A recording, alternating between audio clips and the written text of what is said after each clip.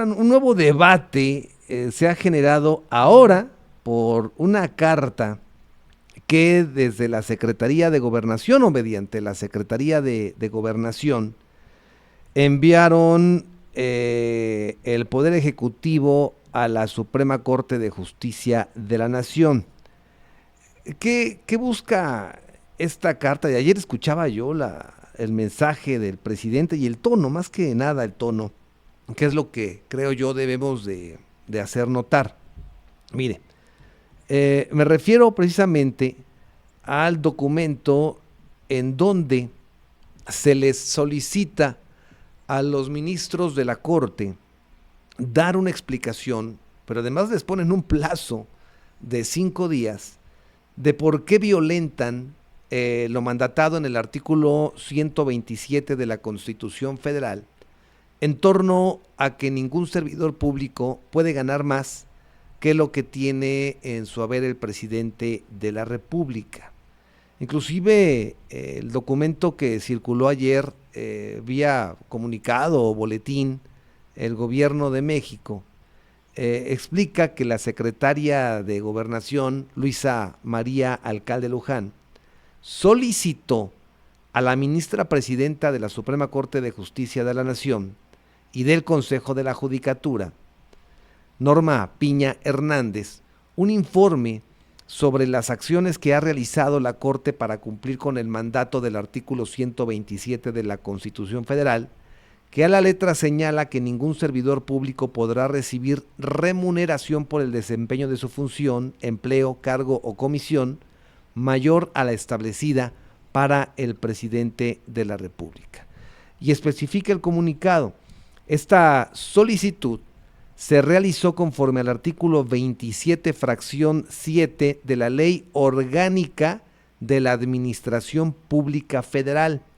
que faculta a la Secretaría de Gobernación para vigilar el cumplimiento de los preceptos constitucionales por parte de las autoridades del país,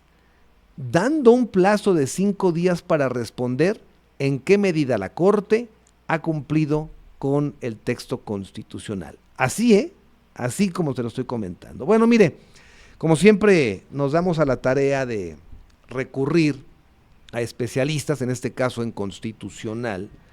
y la explicación que a mí me convence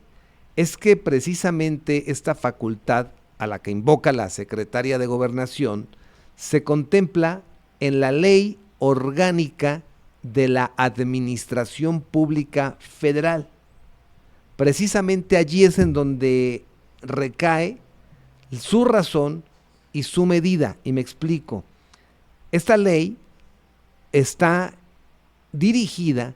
respecto a la organización del Poder Ejecutivo Federal, y esto no significa que lo puedan extender hacia los demás poderes del Estado, es decir, ni al legislativo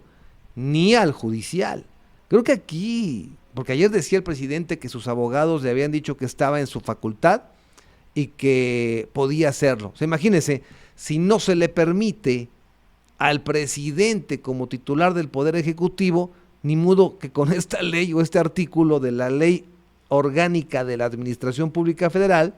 ahora el secretario, el titular de la Secretaría de Gobernación, tenga más facultades que el presidente como para poder obligar a la Corte a darle cuenta de sus actividades. Entonces, creo yo que en este caso Luis Alcalde no hace, no interpreta, o ni siquiera opinó en este caso, y se aleja de lo que creo yo, un titular de área de gobierno, llámese secretario de Gobernación,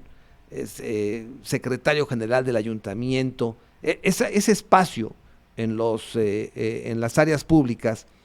ellos son facilitadores para que las instituciones en efecto cumplan con sus funciones que tienen asignadas de cara a la población, pero además son las personas que están obligadas a buscar los consensos, a propiciar el diálogo, a generar los acercamientos con la población civil, con los otros poderes, con partidos de oposición, con sindicatos, con medios de comunicación, etcétera, etcétera. Es un largo etcétera. Pero hoy simple y sencillamente tratar de invocar una ley que obviamente va sobre la organización del Poder Ejecutivo y querer hacer extensiva al Poder Judicial, solamente se me antoja y me obliga a decir un me doy.